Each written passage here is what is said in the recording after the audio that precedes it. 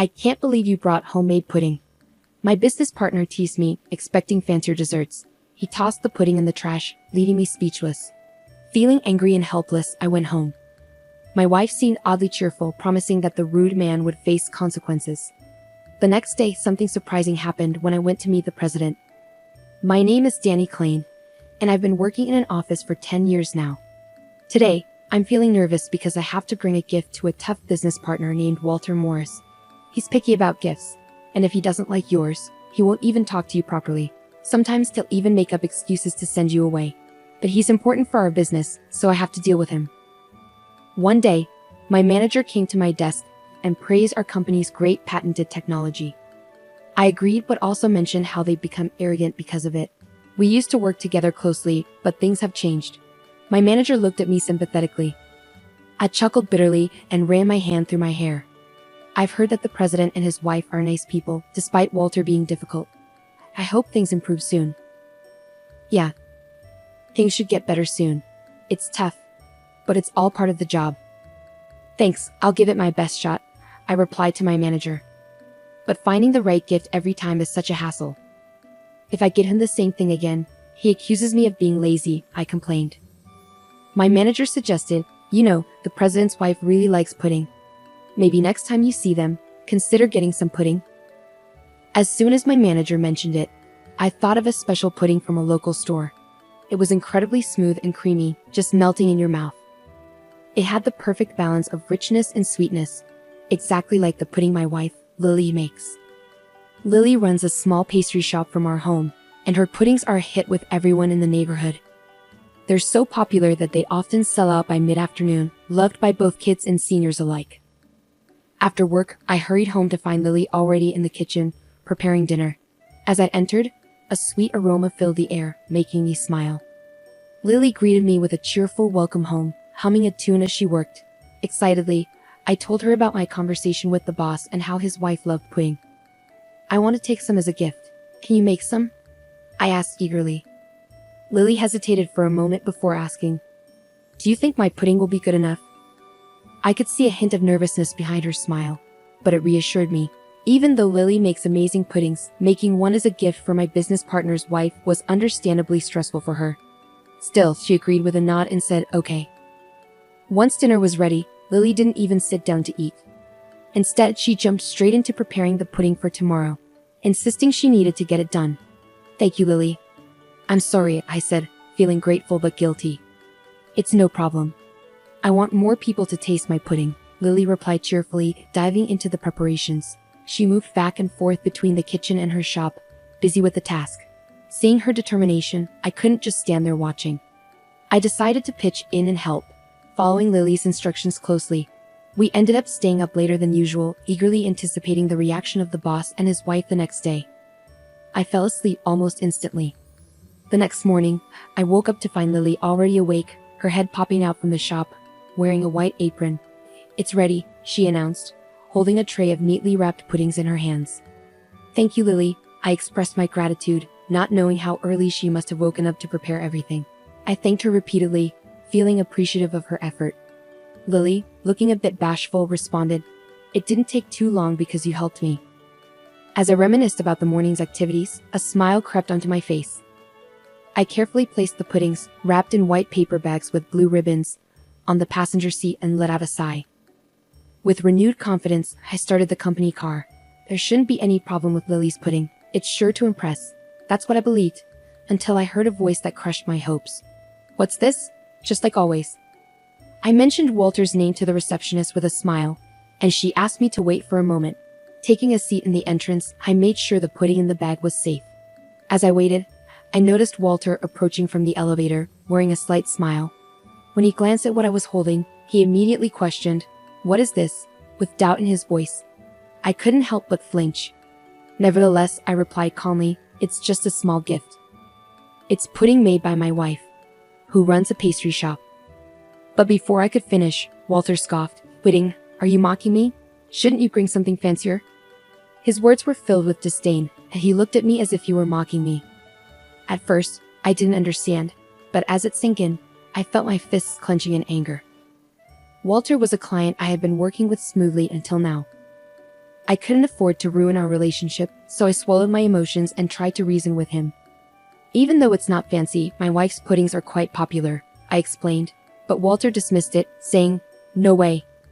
I can't eat pudding made by an amateur." He snatched the bag of pudding from my hand roughly, leaving me stunned. "What are you doing?" I exclaimed, taken aback. My anxious voice clashed with Walter's dry laughter, attracting curious glances from the receptionist and other employees passing by. "I can't believe you give me such low-quality stuff," Walter remarked, lifting the bag to his face with a scrutinizing gaze. My anger surged, but I fought to keep my cool. Then I heard him say, "It's the CEO's wife's favorite. Even so, would you bring something made by an amateur?" I defended, feeling the need to stand up for Lily's skill. "My wife is definitely not an amateur. Even so, you must understand that I can't serve such an unsightly pudding to the president."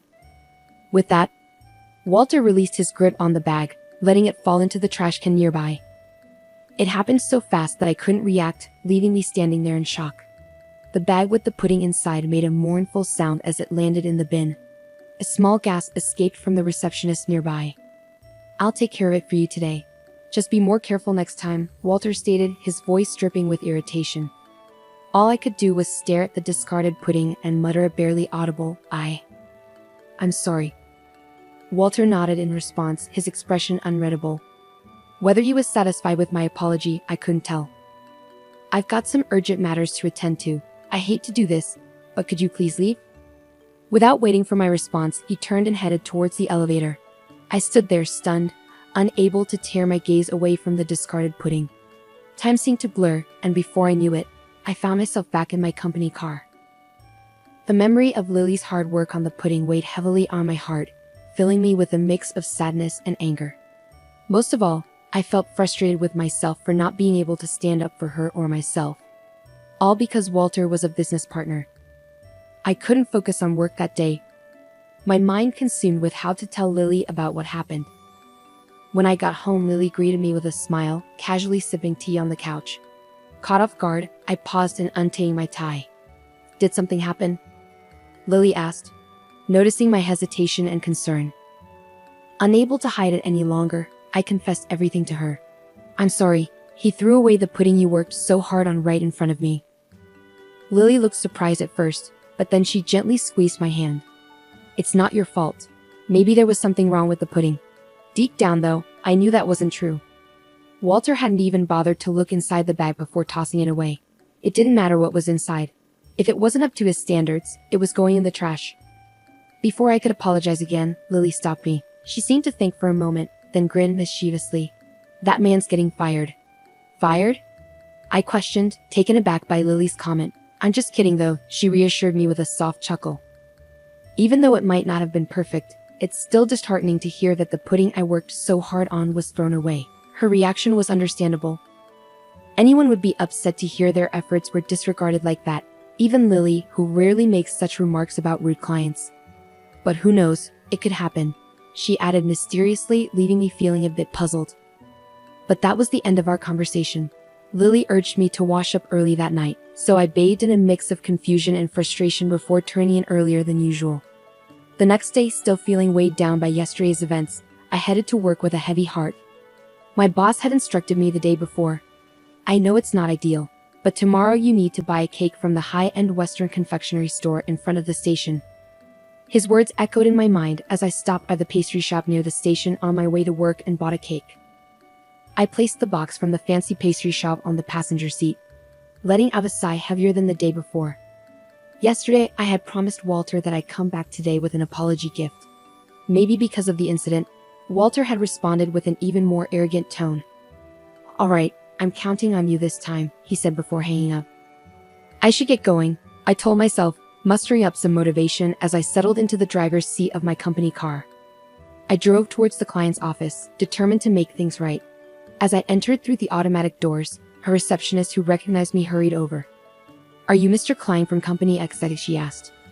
"Yes, that's me, but please, lead the way," I replied. Following her, I stepped into the elevator, and before I knew it, we had arrived at our destination floor. The room I was directed to turned out to be the president's office.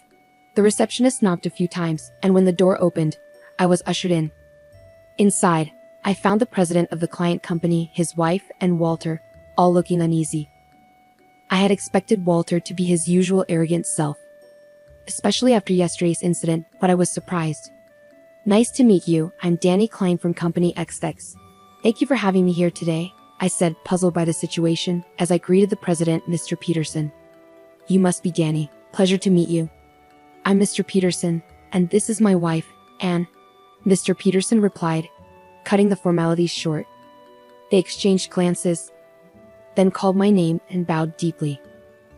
We are truly sorry for what happened. Please accept our apologies, Mrs. Peterson added sincerely. I'm sorry, what did you say? I asked, feeling surprised by how the president's tone suddenly changed. His wife, standing beside him, looked shocked too, bowing her head without saying a word. I quickly asked them to lift their heads, but they wouldn't. Then, I noticed Walter, who was standing behind them, also bowing. This was unusual because Walter was usually very proud and never apologized.